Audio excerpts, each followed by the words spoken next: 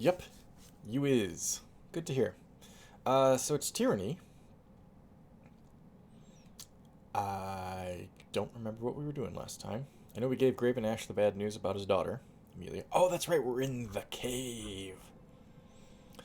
We came to some place. Bastard's wound, apparently. Whoa. Yeah, this is fancy. Hang on a second. Is this secretly a spire? Inside of a rock? What's going on here? We're apparently here. I'm assuming we came in here?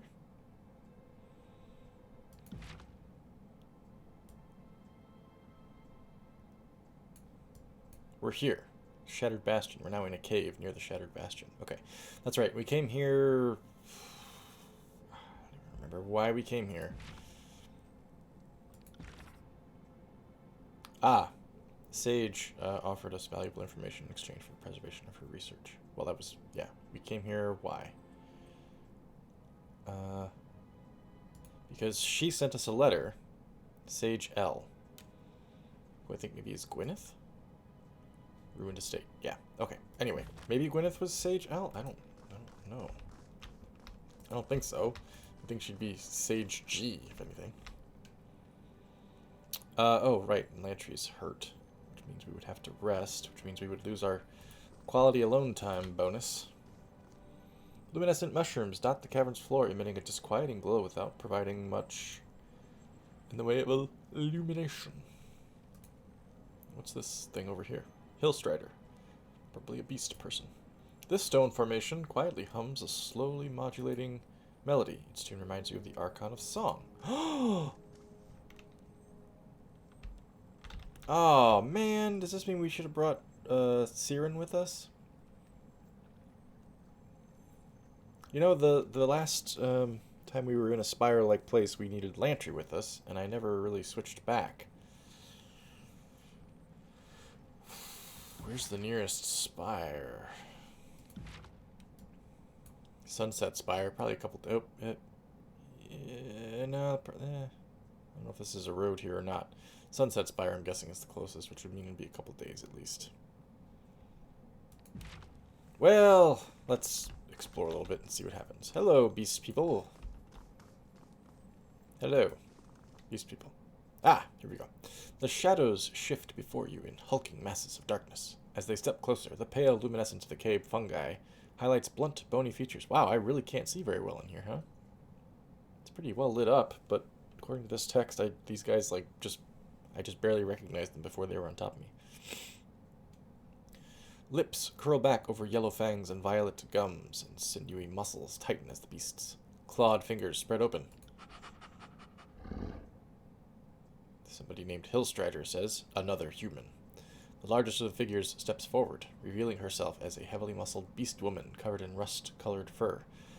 Her yellow gaze narrows intensely upon you, nostrils flaring to drink in your scent. Does new human offer man-flesh to Hillstrider's pack? Crying leather-clads offer more bone than meat, made short meals for beast woman. Leather-clads. Who has she eaten so far? Oh, perhaps the Scarlet Chorus, because they sealed up the cave. Presumably because a couple of them got attacked. I think we actually were told that. PC knowledge versus NPC. Yeah, again, we're role-playing it, so it'd be we'd be gaming it a bit if we went back and got Siren right now. So let's not bother. Time for this. You ate the people who came before. Let's be diplomatic. I have no quarrel with you, beast woman. I'll simply be on my way. The beast woman licks her fangs, regarding you with a deadly interest. Clear the way. Clear the way. It's a frickin' lion. Okay, Jesus. The beast woman rears up to her full height, and her wrathful bellow rattles your bones. With wet, hateful snarls, her pack leaps to her defense. Woundkin. Well? Hi, Revamp. And undefined buddies? Yes. welcome to all. Thank you for being so so inclusive. How are you this evening?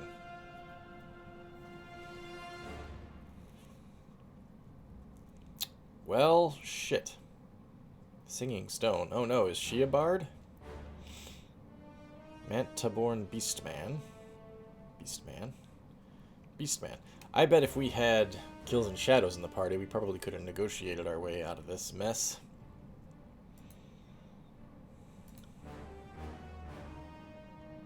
Can't get more than... I can get these three. Let's do that.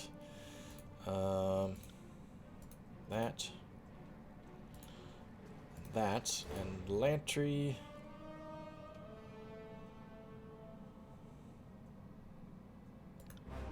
Maybe you can make this guy think that he's falling. Grumpy old self. I'm doing well. Mechanical keyboard. Oh, that sounds interesting.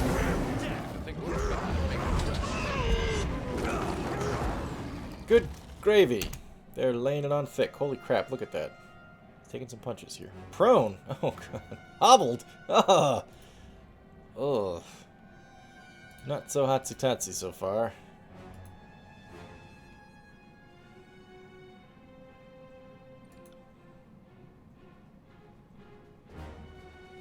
Okay, knock these two on their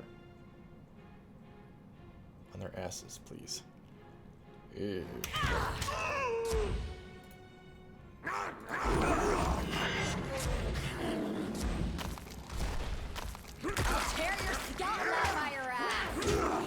Okay, that works. Bought us a little bit of time. Holy shit. Lantry, where are you, buddy?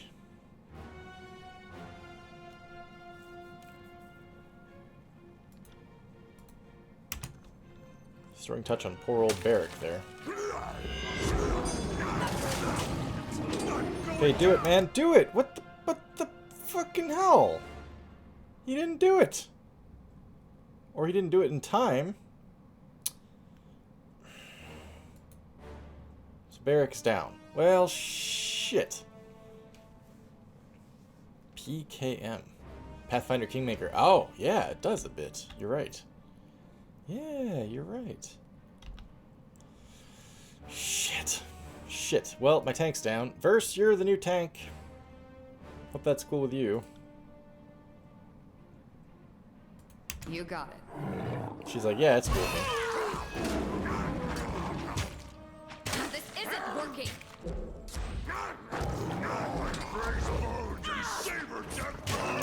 Hang on a second. Hang on a second. Better do the cool thing now while we... Hi, Walter. Welcome. Well, we can. See that coming.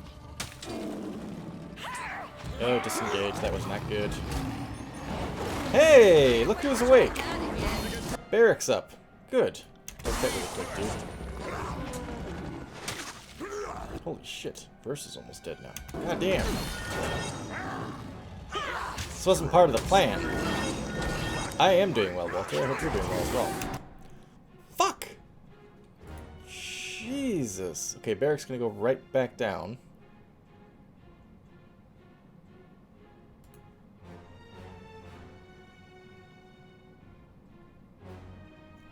Ay.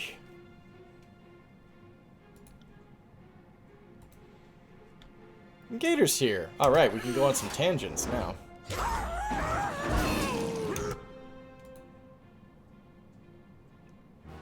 Man alive. Hey, restoring touch is back. Okay, let's see if this works. Knock down one of them. Nope, Barrack is down again. Son of a bitch! Every time, restoring touch is a little bit too late. Fuck.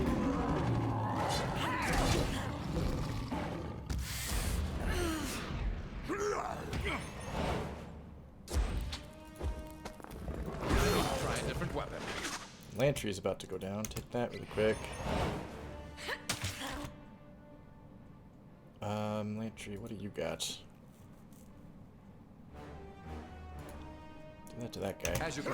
Verse is a badass. Thank goodness. Yes, very rowdy.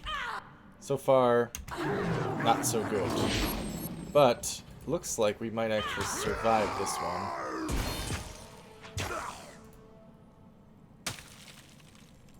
Let's do it, you and me. Yeah! What a rush. Ooh, that was good. I'll tear your skeleton out by your ass. Good old verse. Just keep this guy down. There we go. Well, that sucked. That sucked. We got 2 injured party members now. He healed himself after the fight was over. Neither one of his heals worked on Barrick at all. And then at the end of the fight, he's like, well, I've been storing it up. God damn it, Lantry, you dick. Okay, let's camp. We got a bunch of it, so let's do it. Huddled in the dark. What does the narrator say in Darkest Dungeon? Circled in the dark. The battle may yet be won. Fuck, that didn't go so well. I'm thinking I want to switch Lantry out for Siren or Ebb or somebody. Alright, well what do we got for loot? Nothing? Nothing on the bodies themselves.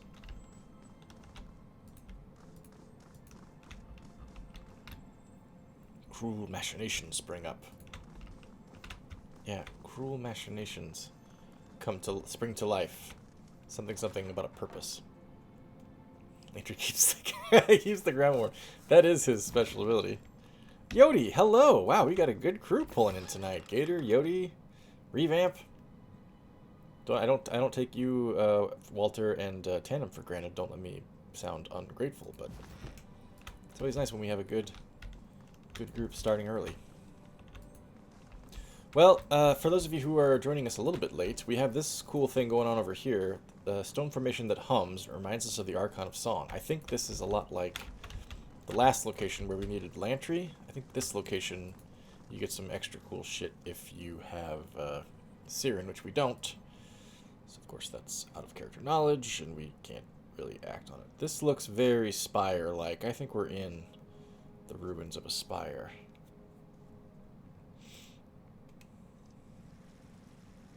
Hello? What the hell are you guys doing in here? People hold up here in the old walls? Do they think the Bane kinder than the chorus? Maybe. Outsiders, run! Yodi's good. The ones who got away. Oh, find the leader of the refugees. Don't have to live like a refugee. Don't have to live. Oh, I'm way out of tune. Sorry. Yodi got a job. Hey, congratulations. What's the what are you employed as? The Fatebinder. How did you? I mean, welcome. Mel. Melly Mel, right here. What's your affiliation, Mel? Damn it, Mel. Tell what's your affiliation? I'm hovering over it. Nothing's. It's not telling me. Shit. Mel, who's covering his face for some reason. He's a young dude. He's a good-looking young dude. Kind of looks like an old man, I thought, when he walked up, but apparently not. Fatebinder, good day to you. The young man greets you with a smile as distant shouts reverberate throughout the area, steadily growing in volume. As you might have observed, your presence comes as a bit of a surprise. It's an unexpected pleasure, to receive an esteemed servant of the court. He bows stiffly, revealing a row of multi-shaped quills along his back. He's one of the sages. No, he's just in Bastard's Wound. Okay, never mind. Sage L. No, that's probably not Mel. Work at a Magic the Gathering books, tea house, and board game store. That sounds like a fucking amazing job. Man, that sounds awesome. Mel says, Sage Lantry? How did you... What are you doing here? Uh-oh, Mel and Lantry know each other? Yeah, congratulations. Could ask the very same of you. Taking shelter in the old walls, that takes nerves of iron. Or wits of stone. To squat in the old walls. It is a wonder the Bane have not rewarded their hubris with a painful death. Please. The Bane are like mosquitoes. We've been able to take them down pretty easily. Well, this is unexpected. Though I'm glad to see you alive, my young friend. I'm not here to reminisce. I'm with the Fatebinder now, so I'll need to insist that you start explaining whatever it is you're doing here. Lantry thinks that... Lantry seems to feel like Mel will look at him as an enemy for being with the Fatebinder, I'm guessing. It is Tyranny. Obsidian Studios. Party-based role-playing game. That's kind of really all I know of it so far. The magic system is awesome. And so far, the stories and choices, I think, are very compelling. Lots of choices. Welcome, welcome, says Mel. I'm Scribe Mel of the Vellum Citadel. I'll have to refresh myself here. Evil clerk. Basically, yeah. I'm like an evil judge that travels the countryside. The Vellum Citadel was a library fortress, the largest archive. Oh, so that's the burning library, presumably. School of Ink and Quill protected and maintained the archive of ancient lore for centuries, standing apart from the... Wait, was the Vellum Citadel did that become the burning library? I don't know. Anyway, Scribe Mel of the Vellum Citadel. He's not at the Vellum Citadel, so I presume he's been cast out, presumably because the place is on fire. I don't know. The title, though, means little here. I am simply Mel. Melly Mel. You'll forgive me. We haven't been expecting company, so, he taps a long quill against his thigh, its feather plume fluttering nervously in return as figures in the distance move in rushed motions and speak in a hushed panic. What's all the commotion? What's all the hubbub, bub? Visitors are always cause for alarm, says Mel. Moreover, you aren't just any outsider, you're a Fatebinder. To many, it's as if Tunon just strolled into our homes. Your dispensation of justice could have profound ramifications for a little-known and, technically, hidden settlement such as ours. Some of the refugees here don't know your intentions. No doubt they have little to fear, right? Yes, well, only the unjust need fear a Fatebinder. Ah! Oh! Don't shoot! Of course, I can see why things might appear that way. He stammers, running his hands clumsily. Wait, what did I say? You only fear a Fatebinder if you've done something wrong, like violating the laws. Oh, right, I'm accusing him of... Yeah, okay. He stammers, running his hands clumsily over the scrolls along his bandolier. He snatches one from its loop and taps at it nervously. If you look at this drawing of your area, we are, by way of several fathoms, below the old walls you see rising up. So who's to say if we're in the walls or really just underground? I mean, other than a Fatebinder, of course. I merely mean to suggest that there's some potential ambiguity as to whether we've really done anything wrong. Examine the parchment? What? What? The drawing of the area that he presumably just made up? Sure, let's look at it. Sketched upon the crumpled parchment is a cross-section of what appears to be old walls running through the mountainous region of the Bastard Tier. If this map is accurate, very questionable, these old walls run almost entirely under the mountains. The upper reaches of these old walls are just a few stories above the valley floor. Judging from the map, the old walls slope upwards as... Oh, no. Damn. Typos throw me off. The old wall slopes upward as it travels north, and slopes downward as it heads south. Huh. What do we want from these people? Sage L told us to come here, and I'm not sure... We don't know who Sage L is yet. Unless it's Lantry. In which case, why is he being all coy about it? He said he would send a message to us as a completely different person? That's a little weird. I don't think that's the case. I don't think I'm here to bust this place up. No, there's not supposed to be typos, but every now and then there won't be... Verb tenses won't align, or plural, singular, there'll be a mistake there. It's just a... I'm pretty sure that there's so many different dialogue and choice trees in this game that there's just such a huge quantity that they've just overlooked some typos here and there. It's not like I want to say it's maybe like a 20 to 30 hour game if you play on a regular pace, which I don't because I end up talking for about half the time about random shit. But I'm pretty sure you can play the entire game, like 3 different ways. You can side with the disfavored, you can side with the Sacred Scarlet Chorus, and I think you can be like a neutral or otherwise uninvolved participant, like a protagonist. In which case, I think the entire game changes for you. So,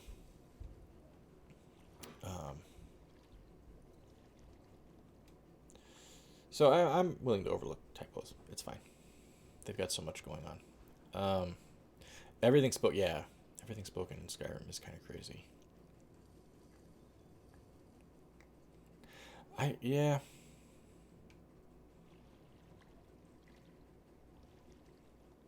I still play Skyrim too, as you guys know. I love it too. I don't know, man. I like the voice acting. We've gone over this before. I like voice acting because it makes the game feel more alive. And I can remember a time when I played games and I was like, wow, man, imagine if these characters could actually talk to you. And now they do. They all talk to you all the time. It's neat. But it also does have an inhibiting influence on games, I think. It's a trade-off. It's fine. There are still plenty of games that exist and that are being created with minimal voice acting where they are much more about the choices and dialogue options and variability in the game. So I appreciate that you can play games that have either option. Plenty of indie studios are making complicated, large games with minimal voice acting and lots of dialogue choices and plot choices and all that stuff. This game's kind of like in between. Lots of voice dialogue, lots of stuff that isn't voiced. Okay, anyway. Yeah, see? Gator's here, and it's time to digress.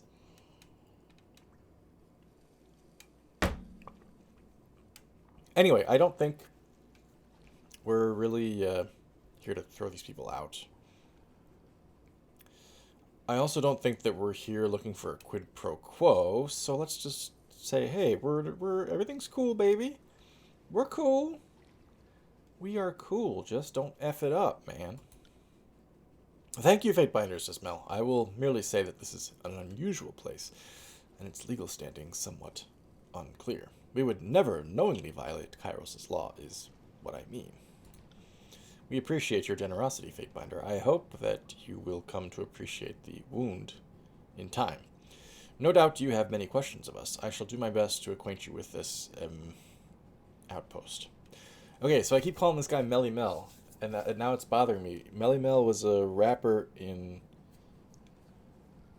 some hip-hop group from back in like the 80s or 90s, and I cannot remember what group he was in.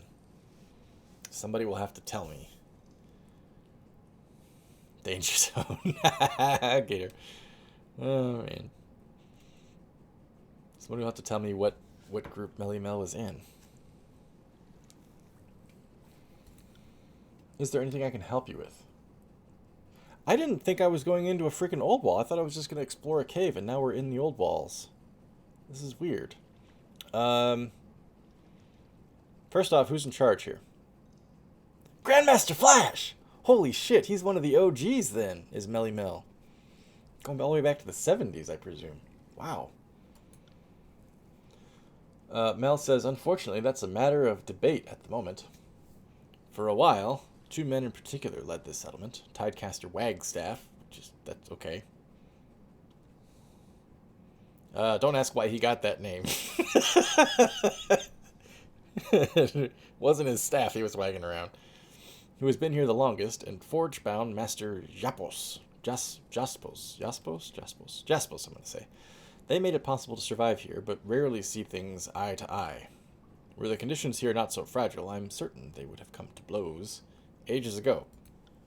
Incidentally, speaking of Grandmaster Flash, if you guys haven't watched The Get Down yet on Netflix, which came out a number of years ago now, it's not new. The Get Down is so good. My wife and I watched it and we really enjoyed it. I'm not like super into hip hop. There's a number of hip hop artists that I like, but even if you don't like hip hop, The Get Down is so good. It's less about. I mean, it is totally about hip hop, but it's got a lot more to do with just music generally and the art of like the reality of being an artist and trying to create. And it's just, oh man, it's so good. The cast is great. The music's great. It's very good. And it's Baz Luhrmann, who of course is always flashy and fun and crazy. There was also a beast woman, Reef Talon. The lady we killed was not Reef Talon, it was Hill something. Really quite a remarkable creature, says Mel. Actually, she held this place together and kept tempers at bay until fairly recently. She was as worthy a leader as we've seen in the wound, but she's no longer with us. So the bickering between Jaspos and Wagstaff continues. A beast woman was in charge? That's a bit unusual. Nah, we don't have to. That's fine. It's fine. We have a beast woman in our, not in this particular party, but I don't know why we'd be like, beast woman in charge. What happened to Reef Talon? Reef Talon, he says, was our bulwark against not only the Bane, but death itself. Excuse me. Sorry. Mel has the hiccups. She had a mystic gift, or so we thought. Her touch brought everyone, the wounded, the sick, the dying, back from the edge, but it changed them. The curse wasn't noticeable at first, but seemingly without fail, those healed would slowly but surely stop sleeping. What the fuck?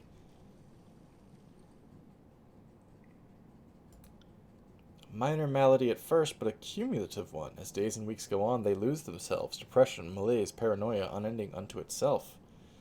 My master Lexime was treated by Reef Talon, and in her case, she lost her ability to work magic. Between this and some disputes about whether it's proper for a beast woman to lead humans resulted in Reef Talon, leaving the wound, disappearing into the depths of the old walls. Many of the sleepless followed. What the hell? Okay, Yodi. Enjoy camping. Hope you're going someplace cool. Thanks for hanging out with us for a little bit. Okay, so this beast woman, Reef Talon. Incidentally, so far we have not yet seen a beast man who has any position of authority. I wonder if that means the beast peoples are matriarchal. And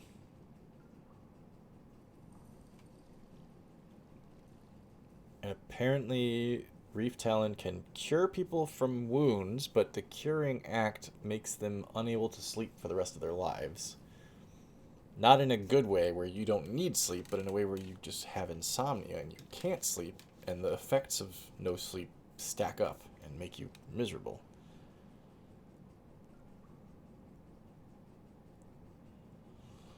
Huh. So Reef Talon left, disappearing into the depths of the old walls, and many of the sleepless followed. So she's got, like, what?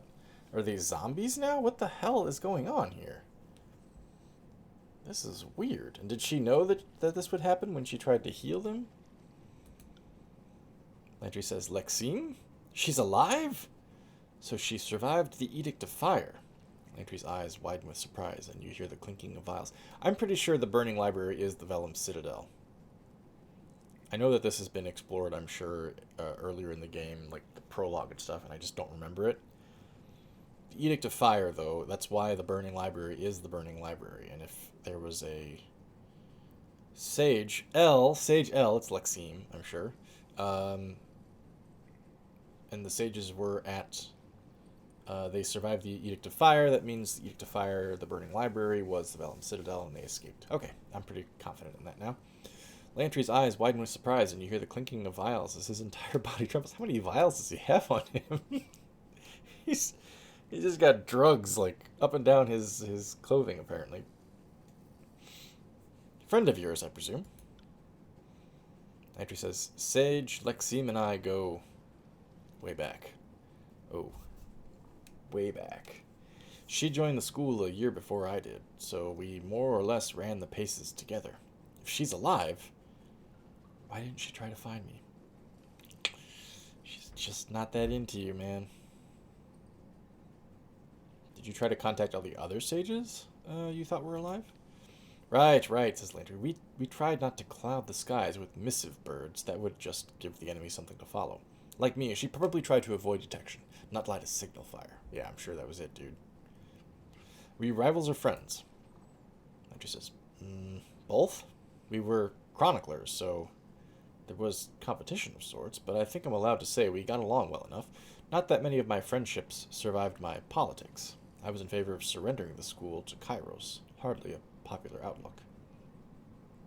Apparently I have no other option but to remain silent. Melly says, last I know, she went into the depths of the old walls. To me, that's a death sentence, especially if she's no longer able to work her magic.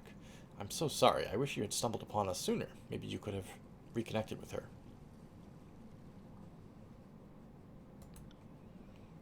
Her mind was dwindling, and I know she was fixated on making sure everything she carried out of the Bellum Citadel was hidden and safe. Dude, they turn into zombies. That's what I think this no-sleep thing does to you. It just turns you into a zombie. Which, I mean, when you can't get enough sleep, you basically are a zombie, right? Oh, fuck. I think I just saw a fruit fly. I either hallucinated or there's a fruit fly down here. Damn it. Okay. It's just aggravating because now I know what the next 2.5 hours are going to be. It's going to be me going, oh, missed.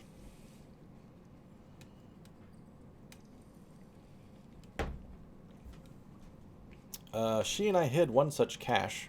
Wait, cache? What the hell are you talking about? Oh, she kept everything safe. Got it. She and I hid one such cache over by the farm. The fuck farm are you talking about, man? The others are, I presume, deeper in the old walls. Lexime knew an old sage trick that conceals the stashes, making them fade from view unless another chronicler stands near. Good thing we got Lantry with us. When her magic began fading, she made a rush to conceal things, but aside from the one stash in the farm, only she knows where the rest lay. The sleepless that left haven't returned, so it's hard to be optimistic about any of this, he says. My lore skill apparently allows me to ask the question. That's an unusual power. Can't say I've ever heard of a beastman mystic that does such things. Oh, regarding, shit, what's her name? Reef Talon. Have any of the sleepers recovered? Have any of the sleepers recovered? That's a good question. He pauses in thought, nervously rolling a quill between his fingers. None have recovered, unfortunately, says Melly Mel. The end result appears to be inevitable. Still, I can't help but wonder if Reef Talon could have corrected this. It's a shame. You should know, Fatebinder, that there are a small number of people that have been treated by Reef Talon, but haven't fully lost their grip on things. Jaspos's apprentice, Isley, for one. It is, though, just a matter of time until the worst sets in. Dang! Here we've got Melly Mel, we've got the Isley brothers. This is 1970s music extravaganza going on here. Oh, let's see. I wonder if you had a choice of like, hey, we can save you from this wound that's going to kill you. You might turn into a zombie, though. Would you be like, nah, I'm good? I feel like I'd just be like, just let me die. I've only experienced insomnia for one episode of my life, and it fucking sucked. All that time before, I'd have been like, yeah, I know what it's like to be tired. I mean, it sucks, but I'm sure insomnia is fine, whatever. But then when I actually experienced it, was like, oh, God, I understand. This is awful.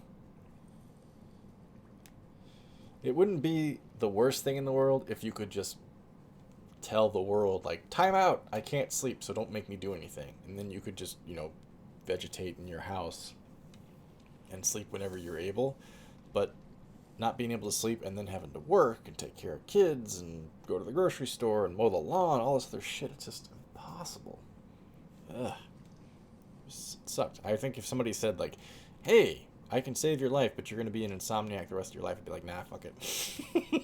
It's my time. I'm done. Yeah, I suppose there are degrees, Walter. Yeah. I don't know. The experience that I had with it was no bueno. Yeah, so my wife, when she gets insomnia, that's what she gets. She falls asleep and then wakes up without a full night's sleep and then can't fall back to sleep. That's hers. Mine was I could just never fall asleep, so I just lay there staring at the ceiling for hours. I'd be tired and I'd just be laying there staring. And I'd start to fall asleep, and then my brain would jump back to being awake again. I was like, oh, fuck. Yeah, I agree, Tanim. Just... Death's not the worst thing. Death sucks, but there are worse things than death.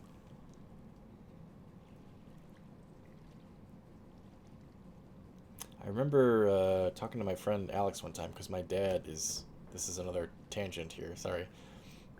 My dad has notoriously been rather cavalier with his own health, both in his career and in his extracurricular activities, just the way that he lives his life.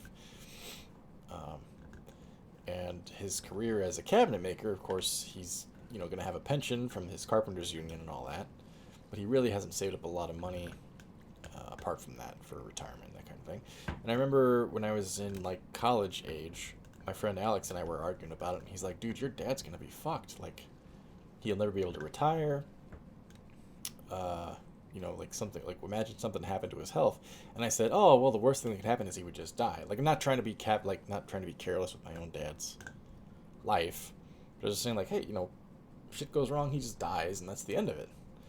And Alex is like, no, dude, like, what if he doesn't? What if he's just in a hospital bed for months? I was like, oh, yeah, that would be worse than dying. Because that would bankrupt you and your entire family, and everybody would be stressed out trying to take care of you. And yeah, there are worse things than death. And then you die. All that shit happens, and then you die, and everybody's just wrecked. Everybody you care about is wrecked. Okay. Tell me about Jaspos, I guess. Bam! Melly Mel's pointing.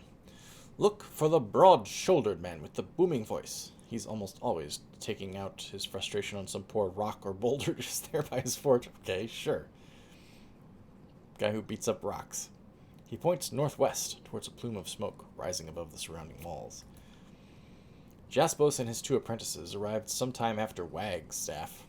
I think we worried he'd be a true loyalist and demand we surrender to Kairos, but he's taken a shine to this place and is trying to create his own little corner of Tyratus. I think he likes the seclusion and being surrounded by a variety of rock types. He built most of the bridges you see here, some cisterns to filter water. He's a one-man work crew, and he knows it, unfortunately. Yeah, these bridges don't really fit in with the regular architecture. I get it. Without a hammer?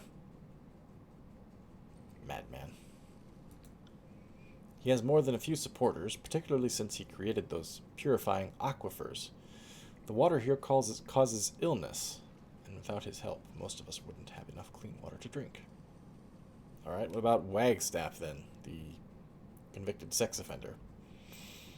Mel chuckles, his lips pressed together in a slight, knowing smile. Prickly old fellow, Wagstaff. Waves his dong around. That's why we call him Wagstaff. One of the last tidecasters in the tiers, I believe. His eyes widen in a sudden realization.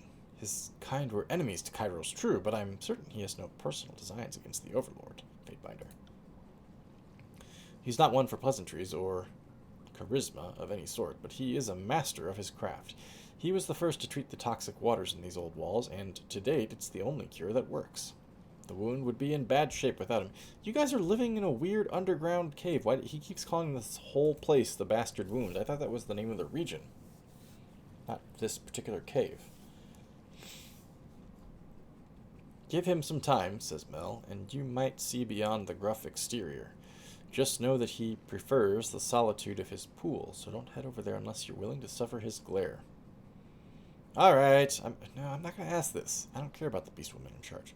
Other matters. Anything else I can help you with? Questions about the wound, I guess. The analysis and creation of historical documents was one of my chief areas of focus at the Citadel, and I've had enough time to acquaint myself with the particulars of this place. So I suppose I'm the person to ask. What would you like to know? How the hell did you guys get in here? This place was discovered 3 years ago, he says, by braver and more adventurous souls than Master Lexime and I. We're relative newcomers, going on about a year at this point.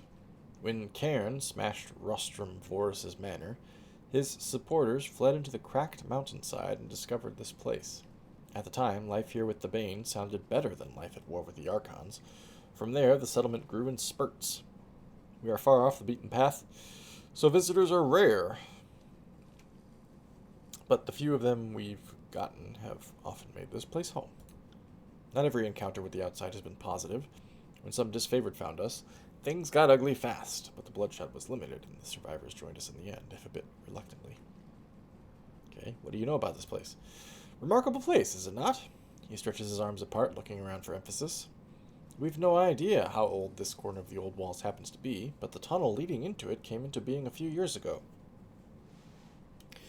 Cairn's fury was unleashed in a battle on the topside, and whatever powers he used split under the mountains and fractured these old walls. He points upward. Bam! Past the crashing waterfalls and towards the exposed sky. The divided walls flare outward, a giant maw stretched towards the firmament. Cracked the whole damn old walls in half, and now sunlight and water are here for the first time since... ever?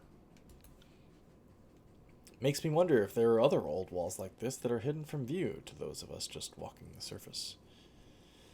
How do you survive and what do you eat? We get enough sunlight to cultivate crops on the upper levels. Cabbage, nashroot, radishes, mushrooms even. The biggest challenge here... You don't need you don't need sunlight for mushrooms, do you? Mushrooms can grow in caves even. The biggest challenge here is drinking water, despite appearances. He leans forward while speaking, his tone energetic.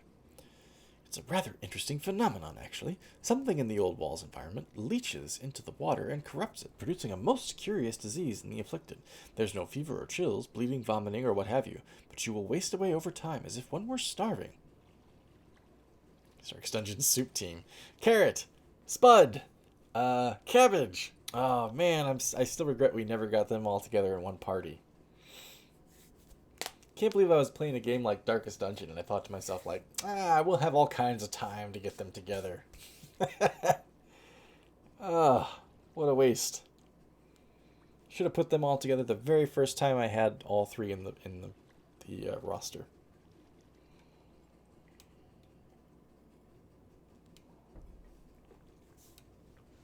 Poor Carrot. Poor Cabbage. Poor Spud. Spud actually might have... I don't remember who made it the longest. Maybe Spud made it the longest. Tidecaster Wagstaff. Weird sexual...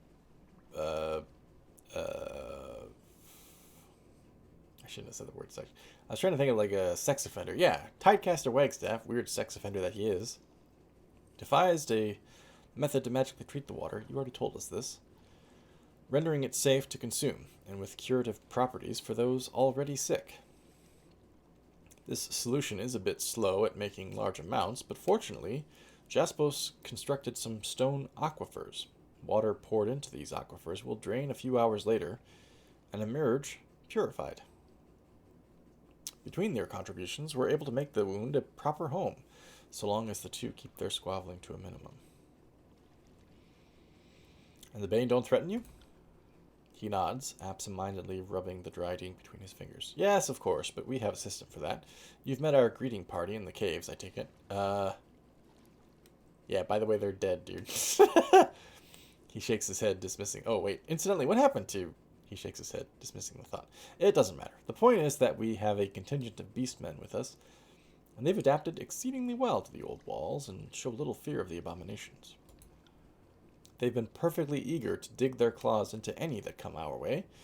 It's surprising that even works, by the way, but who am I to argue? Do beastmen have a special skill at killing Bane? Damn it. Does that mean I need, Tales and Shadow in my party? At any rate, they keep entry points to the wound clear, and seem content to keep doing so. In fact, I dare say some of them have come to love hunting the Bane, or just have a death wish, and that's why they volunteer for patrol day after day. And Jaspos and Wagstaff, what do they argue about? Jaspos, I guess. That's what I've been saying. Few things that matter, says Melly Mel. I do not mean to belittle those men, but I often feel like they both demand exaltation and, more importantly, want whatever adoration someone else is getting. He clears his throat, turning red with a smile. Through their magic, they make life possible here, and we all look up to them. I think they both feel a genuine sense of duty to protect us all. Too bad they don't get along despite this shared goal. Talk to them directly and you'll see what I mean. Keep in mind, things weren't always like this. The beast woman Reef Talon had a way of keeping things civil, but since her disappearance, old grievances have re-emerged. Other matters? What do you do here? What don't I do? Don't get me started. Someone has to inventory the supplies, take census. Census? Okay, sure. Every third day you take a census. Ledger trades, it's all pretty unexciting, I assure you. I happen to like playing steward. Balancing numbers is easy for me, and I have far more responsibilities than I ever did as a mere scribe at the Citadel. You seem a bit young. If I were a tenured sage, that may well be true, but I'm just an apprentice. Many in the guild scribe for decades before attaining rank. As the school is no more, I suppose I'll never officially be counted among the sages, but I am making my contributions to knowledge in my own ways. My master thinks similarly, though I think the loss of the school means more to her. I had a few years to know the other sages. She had a few decades.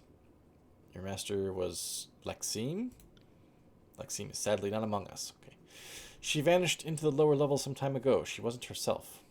He furrows his brow, visibly distressed. Life here is rather complicated, and the old walls bless us with numerous mysteries.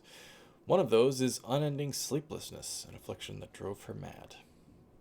Okay, tell me about your responsibilities as the town steward, as we finish discussing your mad master. It's not anything fascinating, really. I just help with all sorts of practical affairs that help keep the wound running. Tracking inventory, coordinating supply runs, determining our resource deficiencies, logging births and deaths, organizing events, that sort of busy work. It's not intellectually demanding work, but I'm happy to do it. I'm yawning on account of how boring Millie Mel is. Farewell. Very well, Fatebinder. If you haven't done so yet, please speak with Jaspos or Wagstaff. Just watch out if he pulls his pants down. The wound doesn't speak with a single voice, but these two come the closest to such a thing. As you turn to leave, you see Lantry, lost in thought, rubbing his cerulean ink between his fingers and thumb. Tell me more about this Lexime person, Lantry. She's an old friend of mine, and by now you've already detected the understatement in my voice, so ask your questions. Love interest, I presume? You presume correctly, says Lantry. We were deeply intimate for the better part of 15 years. Holy shit, so she was your wife, dude. 15 years. The school gave up long ago trying to make rules against fraternization, and, well, we took full advantage of living in the modern area of the School of Ink and Quill. When sages could do away with furtive copulation, the foolish attempts to curb the natural inclination of scholars to rut. Jesus, alright. Copulation and rutting, that's not language I expected Lantry to use. It was her magic I loved most. Oh. Is that what you called it, Lantry? Magic? She was gifted, truly gifted. She could achieve these little accents on her spells that none of us could replicate. At first I had nothing but envy and hate for her, but somewhere along the line it became adoration. I just hoped to Kairos that if I rubbed up against her enough, maybe some of her talent would rub off on me. No such luck. What would you like to know? So you worked on the Chronicle together. We are but two members of a team. I don't know. That's interesting, Vivam. That's a good question. What if there's like an achievement if you just glare silently at everybody?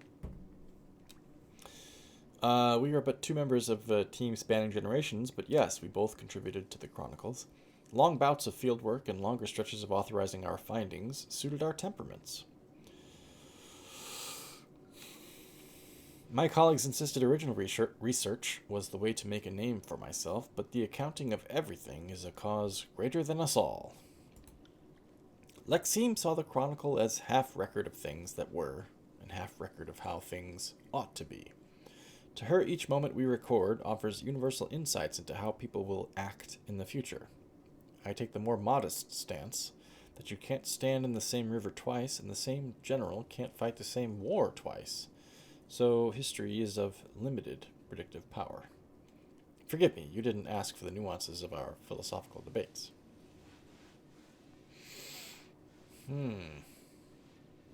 What do you make of her condition? From the sound of it, says Lantry, she was afflicted with sleeplessness, and by all accounts, madness would naturally follow. But if she's down in the old walls and enfeebled, she'd be easy prey for the Bane. I don't know why I need to reassure him that I won't let it happen to him. I don't think we are any... I don't know why we'd be thinking that that would happen to us, but okay. Do you think there's a way to save her? My mind leaps to the worst conclusion, that, like a severed arm, the damage is irreversible. Maybe if she got out of the old walls, maybe if she could be drugged into sleep, or... I don't know why I keep speculating. If you were so close, why didn't you flee the Citadel together? You must have been separated. There was a time, says Lantry, when we were inseparable. I learned much of my magic from her, and her from me. We are each other's mentor and student. It's a very special sort of bond. But it was a relationship that I fouled through my own convictions. In the years before Kairos' conquest, I urged our school to surrender, and urge is an understatement. Rabidly advocated would be a more apt description. Lexime did not share my assessment of Kairos or my opinions on what must be done. I was in the dissenting minority, and most felt I was a traitor, Lexime included. But I wasn't about to back off from my belief that surrender was the right idea. Considering what came to pass, I feel justified in my stance. While I normally adore being right about things, in this particular case, my tumescent smugness maybe isn't worth the friendships it all cost me.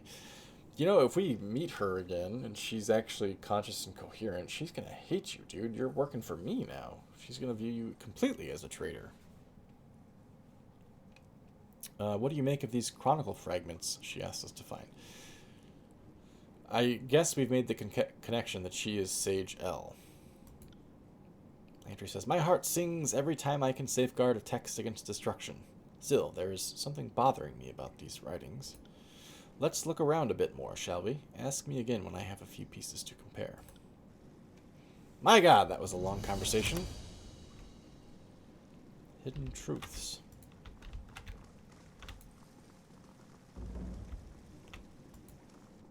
Whoa, whoa, whoa, whoa, whoa, whoa, whoa, whoa. I don't want to go here yet. Damn it. I thought maybe it would tell me where I was going before I ended up doing this. Oh, alright, I guess I do want to be here. Denizen. Denizen.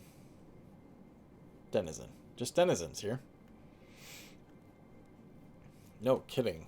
Mel versus Graven Ash. Yeah. Ugh. Hi. Who are you? Please speak to Master Jaspos at the Forge before pronouncing any verdicts. Can I check this shit, dude?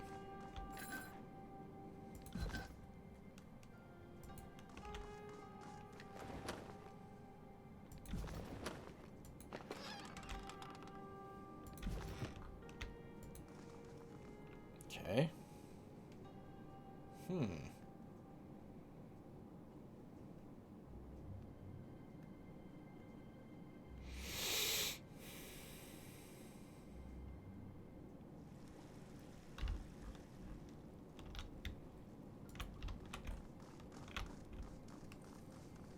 Ah, there's a merchant here.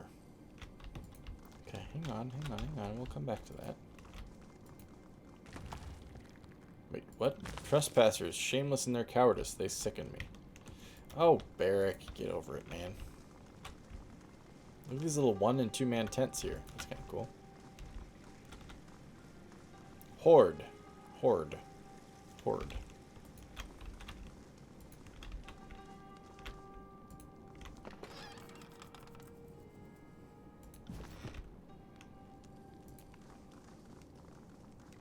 War Horde. Oh, and a beast person. Another merchant. Rostrum Link. Pad soft, human. Woundkin watch always. Woundkin smell all.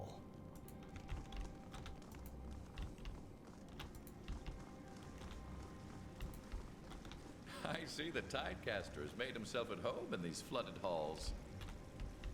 Oh boy, it's Wagstaff. Get ready.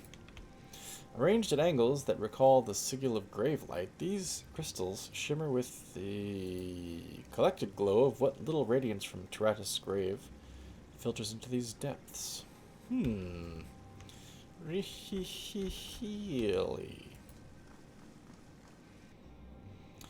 A bearded, weathered figure stands by the pool's edge, eyes closed in concentration. His face, uncharitably weathered from years of sun and wind, is a collection of deep, intertwining creases wreathed by a brittle-looking gray mane.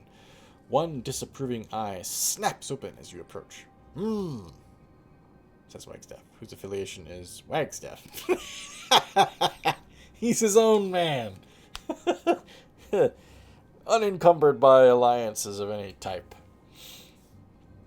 Tell me, Wagstaff, whom do you work for? Why, Wagstaff, of course. The old man stomps on the end of a staff, flipping it upward into his hands in an unexpected display of agility. He leans against it and looks at you through narrowed eyes, head bent upward at a disdainful angle. Ah, Fatebinder. No, wait. A Fatebinder. Well, this is going to be a shit day, isn't it? He mutters further to himself unintelligibly before speaking up again. Out with it, then. I'm ready for whatever's going to spew out of your ballast hole.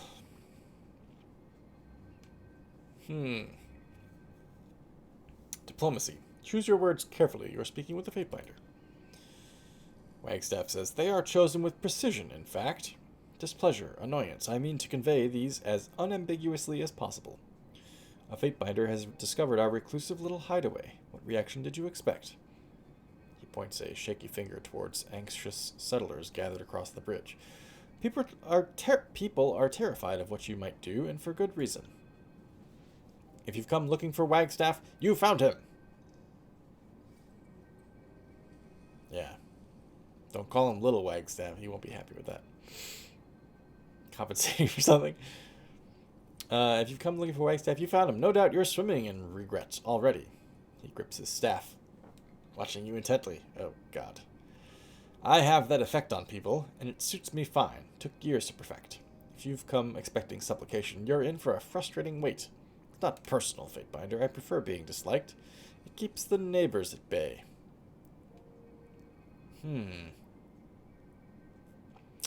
Neither one of these would be very diplomatic. I understand. Let's keep our mutual suffering to a minimum. That's the most cordial thing anyone's ever said to me. A worthy goal, Fatebinder, though my discomfort is just a drop in the ocean. Do you see all those settlers cowering behind doorways and wetting themselves? You bring a lot of uncertainty with you. Tandem can get with that mindset. Okay, sure. I assume someone pointed you towards me to speak for the settlement. If there are matters to discuss, then so be it. I may not like it, but I do lead these people, frankly only because nobody else can. That stone-straddling fool Jaspos will talk himself into believing he's up to the task, but don't believe his bluster for a moment. Anyway, I'll just ask the questions everyone's wondering. What are your intentions with us?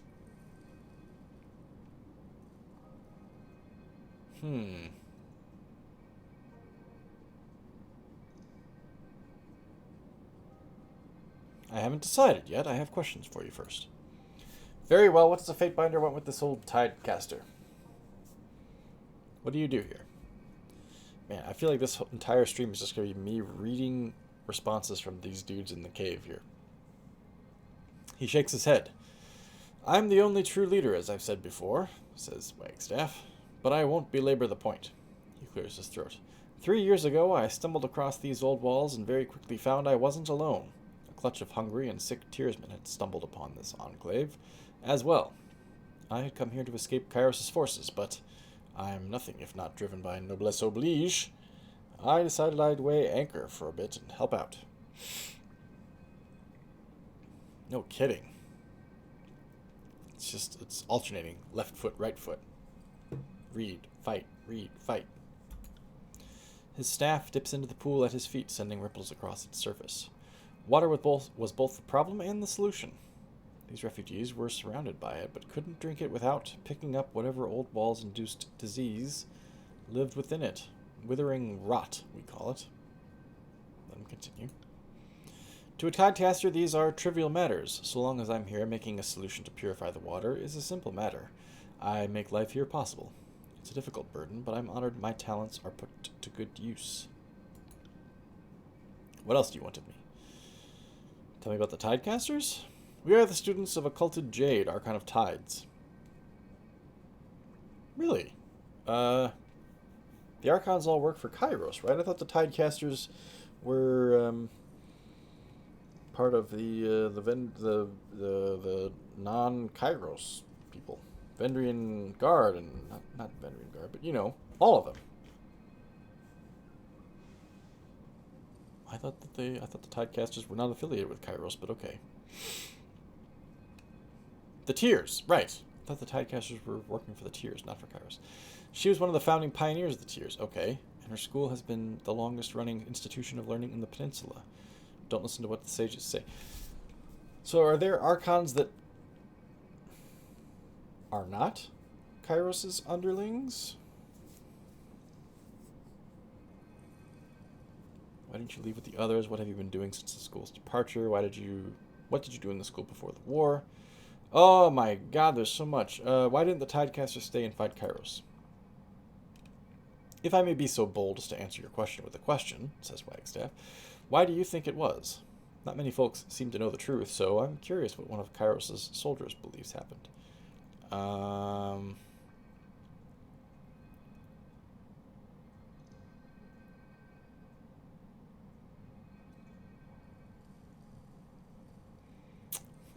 This one, I suppose. I assume they didn't want to die and felt their chances were better on the open seas, given the school's skill set.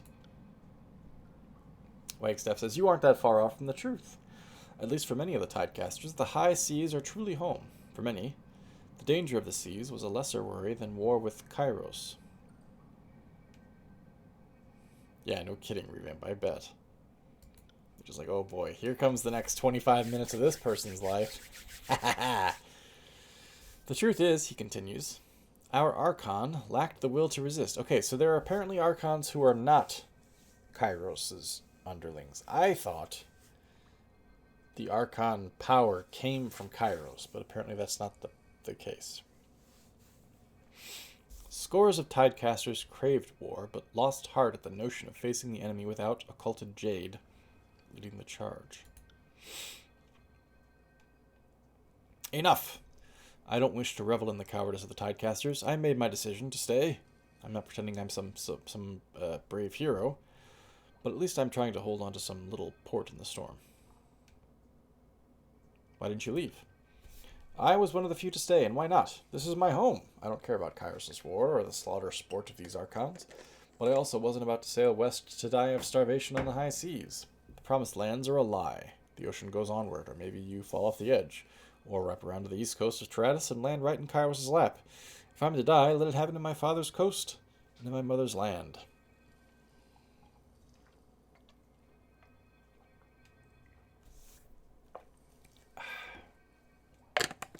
I presume he's been here since the school's departure, so I'm not going to bother asking that second question. I think instead I'll ask the third. What did you do in the school before the war? Provost of Antiquities was the official title. My life's work was the curation of the school's past, the relics, the sermons of Occulted Jade, the life stories of tidecasters, elders past, that sort of work. A fellow historian, says Lantry. I didn't realize the tidecasters gave a care to the historical record. I wonder how your notes would compare to the chronicles of the sages.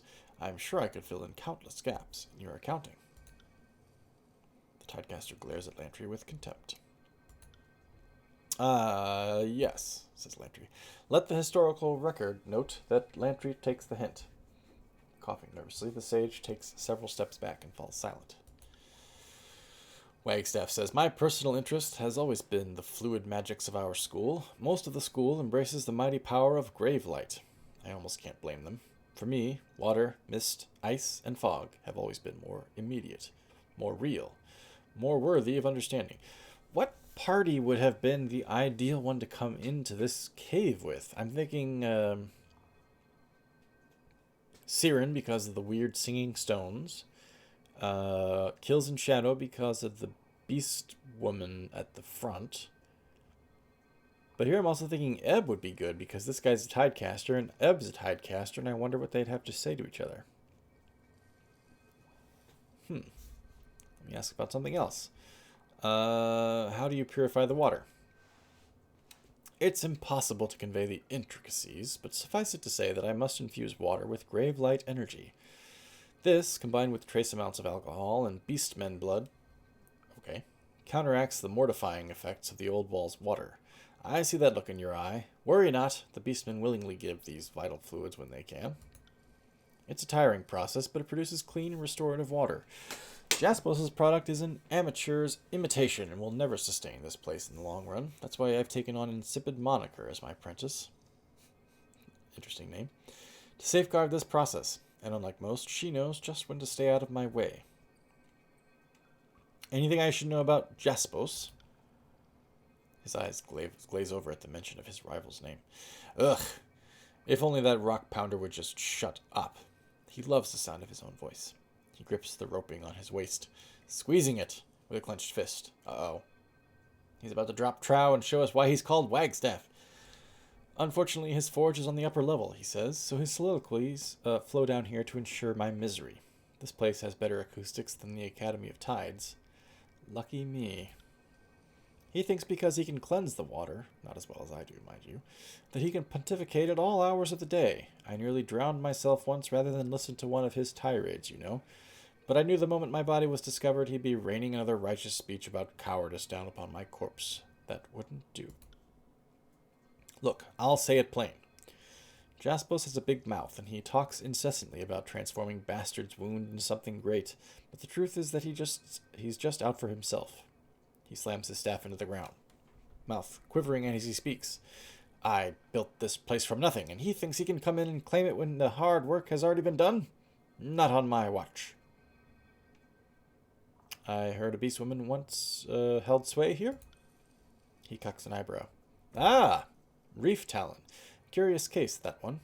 She pawed her way into these caves a year ago with her cubs. A vicious fighter, for certain. Bane of the Bane, I like to say. She took charge of the tribe, but had a curious way about her. The most fascinating beast I'd ever met. Oddly pensive. Strangely polite. Prone to bathing. Things really got unusual when, after a bloody dust-up with the Bane, Reef Talon healed some other members of the patrol with her touch. I can't say heal with a straight face.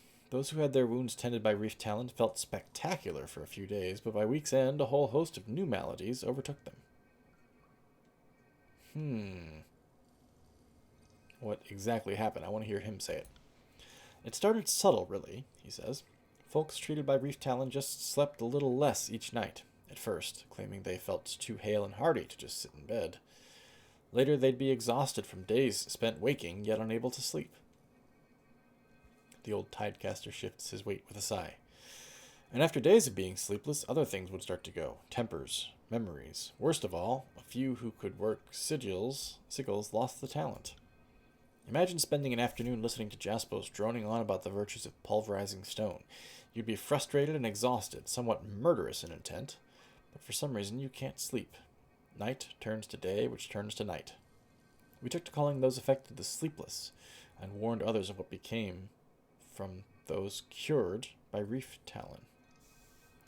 I've wondered sometimes what would be different about the way that we operate if we never needed to sleep.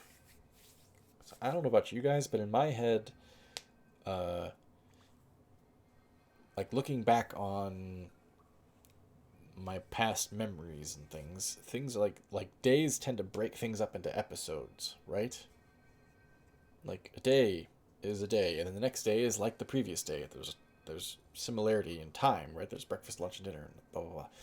I wonder if we didn't ever sleep, what our existence would feel like. It would just feel like one long, unbroken stretch of consciousness. It'd be weird. Like if you didn't have days, if you didn't have sleep punctuating separations of moments or of days, I wonder what time passing would feel like. Maybe it wouldn't really feel like much at all. If you were just always awake. Be a little weird. I don't know. Okay, let's see. What happened to the Sleepless? When Reef Talon fled, he says, almost all of the Sleepless went with her. Whether they chased her out of anger or fear of being deserted, I don't know. You might find a few here in the refuge, but most of them have taken their chances in the depths of the old walls. Isley, a woman whose life is already marred by the tragedy of wedlock to Jaspos, was the last person healed by Reef Talon. She is still cogent. Who knows how long that'll last, poor woman. Yeah, that's what I'm thinking. Like, I just feel like the experience would be so different. I think everything about us would be very different. I also kind of wonder if we wouldn't be more like... I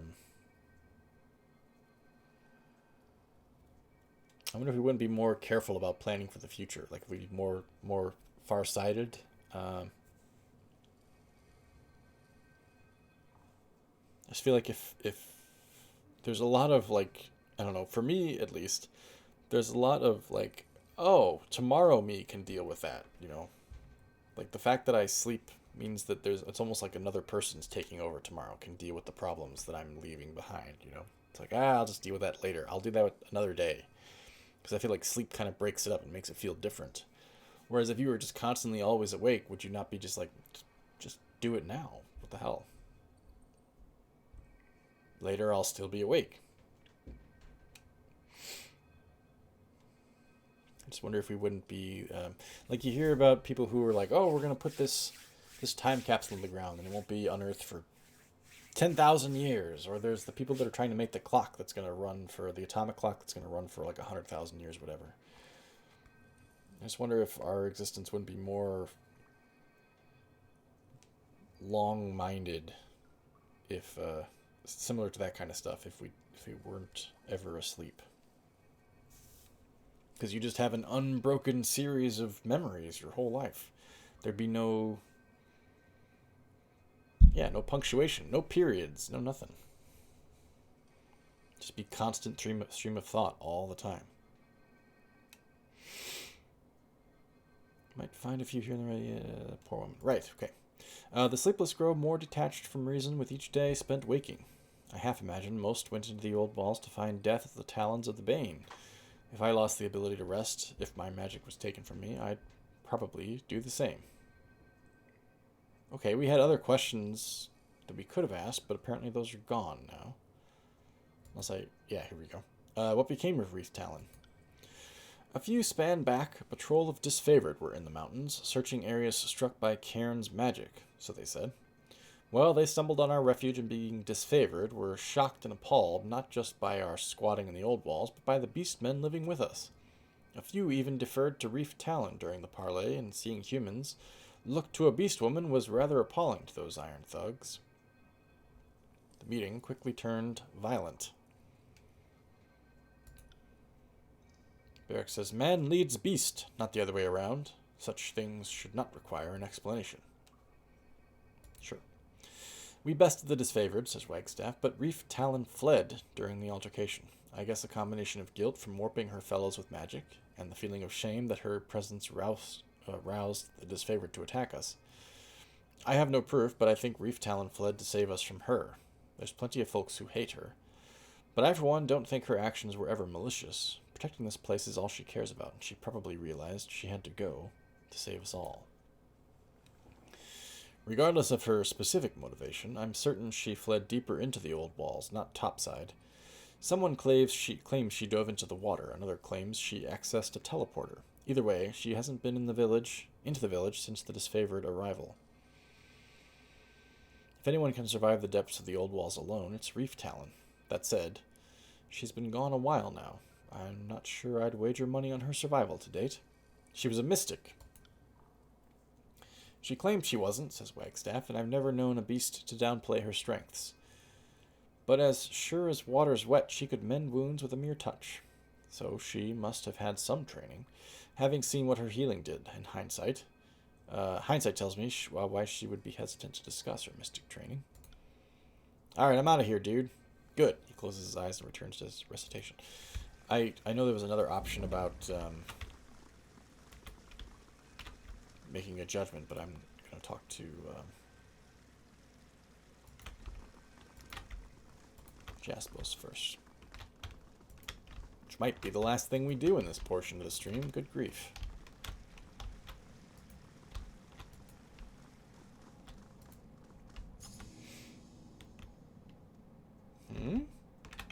Ah. There. See that? Whoa. Hey, what the hell?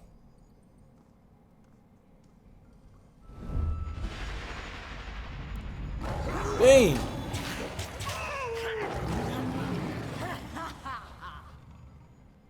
Oh. Alright, they did that easily. I didn't realize they came in different colors. That's interesting. The beast people. They seem to have a plan for dealing with the Bane, provided only a few come through at a time.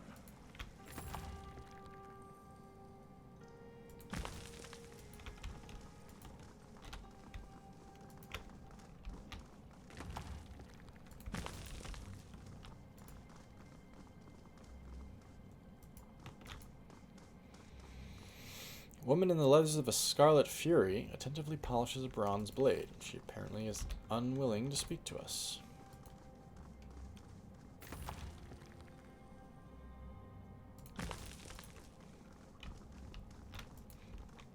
Oops. Whoops. Denizen and skirmisher. What's in here?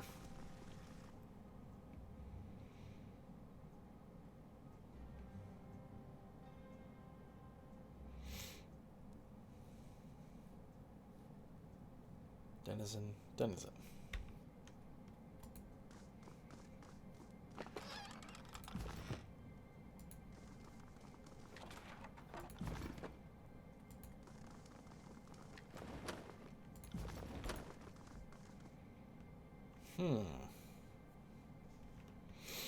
This is not at all what I expected when I walked into this cave, I can tell you that.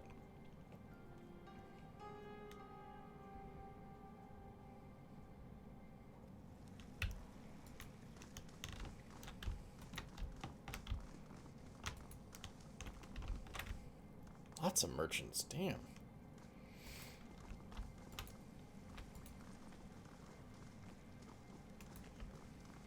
Oh, little beast cub. Oh, look. It's cute. Why do humans have no fur? Not enough war up top. You have to drag it down here?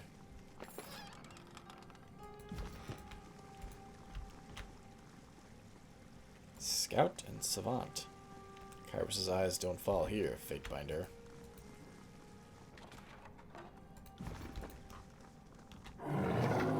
Uh-oh. Unless I'm mistaken, Broodmother says Cub has big, sharp claws. tribes cohabitating, and in such proximity.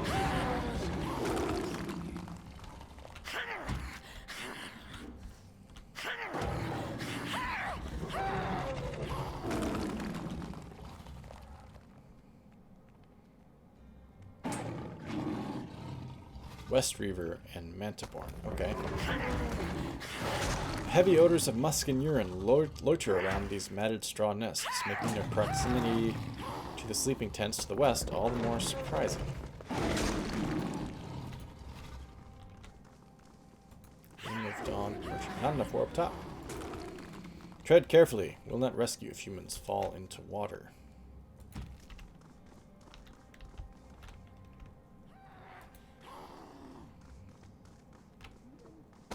There's Jaspos. Okay. Where the hell's Jaspos? Telesophia. So much to see in this damn cave.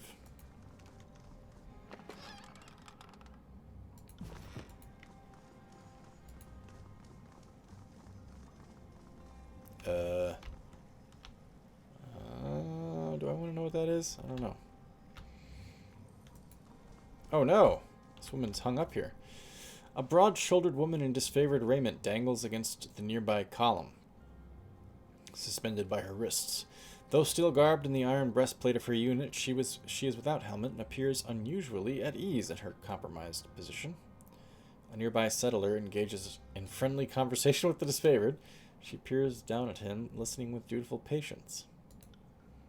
Denizen says, "The last lure hooked that trout just fine, but it took the whole thing downstream with it when the knot gave out. I wrapped the line several times, just like you said. You aren't fibbing me, are you, Sophia?" Barrick says, "What stays your hand, Fatebinder? We must right this injustice. Immediately." What is this soldier's crime? Denizen says, her? Oh, it's hardly my place to say. Far be it from me to posture like I'm a leader or lawbringer. The settler seems amused, just to be consulted. "Looks like you have company. Talk later, Sophia." The settler turns to you, wearing an uncertain smile. "Good hunting, then," says Telesophia. As the settler turns away, the bound soldier takes note of your approach. Barrick says, "Telesophia, to find you in this cesspool of trespassers." He shakes his head. "Damn, everybody down here knows somebody." "Worry not," says Barrick. "We shall release you from this bondage at once." "Wait, who the... Barrick, is that you?" Telesophia says, "No, please, leave me be. I am sworn by duty to slay these fools, and sworn by honor to see to their safety. Duty to slave, honor to save them. Okay. It is easier to have no choice in the matter." Small tears. Yeah, exactly right. "You'd rather stay up there?" "Even if you set me free," she says, "I'm too hungry to fight. It's the only thing I'd have the mind to do. The time will come when I can free myself, and I will grab the opportunity with both hands." She clenches her pale fingers into fists. "I'd salute an officer of the court," she says, "but I'm somewhat indisposed at the moment." "How did you end up there?" "A few span back," she says, "after Cairn was finally declared rogue. The general wanted folks looking for what made Cairn lose his sanity, or his loyalty, depending on your outlook. My unit played escort for a team of Earthshakers as they retraced Cairn's journey through the tiers. We were headed to the Gates of Judgment and came across a crevasse in which happened to be, well," she gestures upward with her head. A middle-aged woman walks by while clutching a woven basket, giving Telesophia a wave. The disfavored soldier nods in return. "Good day, Usio." She watches the passing settler before returning her attention to you. "You sure seem on good terms with the locals." She says, "They're rather lovely folk, despite all of them being Kairos-mocking scum deserving slow deaths." She attempts a limited expression of a shrug. "Where was I? We paused to investigate, only to find this nest, this hive. Trespassers living with beasts as equals. All of it an abomination. There was no choice but to put them to the sword. We fought well, but our advance fell apart when that coward Argaean threw up his arms and surrendered. He broke ranks and left us exposed. If I hadn't been knocked senseless, I would have executed him myself. Woke up hoisted to this wall. I've been here ever since." "How are you still alive?" Telesophia says, "Graven Ash protects. The General's Aegis can sustain us through far more trying circumstances." She maneuvers her shoulders in a dim approximation of a salute. "My wrists are mangled, and I've been tired and hungry for longer than I can remember, but I'm far from death's door. The settlers feed me just enough to keep going." She glances down at her dirt-encrusted armor. "I'm sure I smell worse than a beastman dung heap, though." "Why don't they just execute you?" "They have, in a sense," she says. "Beast woman leader of the local pack ordered that I be strung up until dead. Guess she didn't understand Ash's Aegis, so who's laughing now? Nobody wants to anger the resident Bane hunters, so the beasts must have their way. I've had plenty of time to get acquainted with the locals while I perish. It's almost a pity they're all doomed under Kairos. This is like if Wolverine got like stuck under rubble in an earthquake. He's gonna live forever, and he can't die, and he can't escape. He's just gonna be there forever. All right, see you later, Telesophia. Nice talking to you. I don't know if I want to go down here. What is that?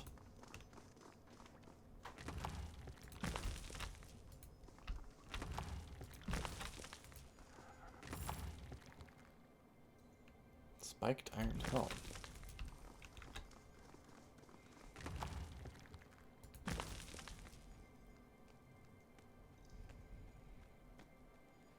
Beast cub. Why do humans have no fur? Oh, they're so cute. These little beast cubs.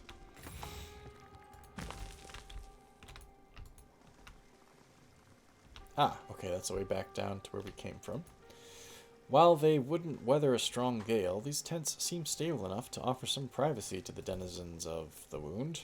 Cots, bedrolls, and woolen blankets lie within.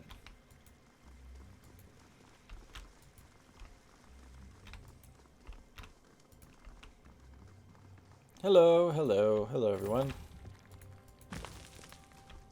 A forge bound in the old walls?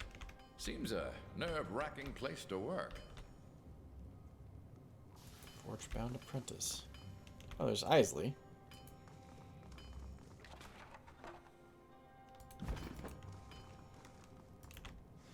Like the forge-bound enclave at Lithian's Crossing, it seems these craftsmen have hewn and set the stones of the old walls into an admirable hearth.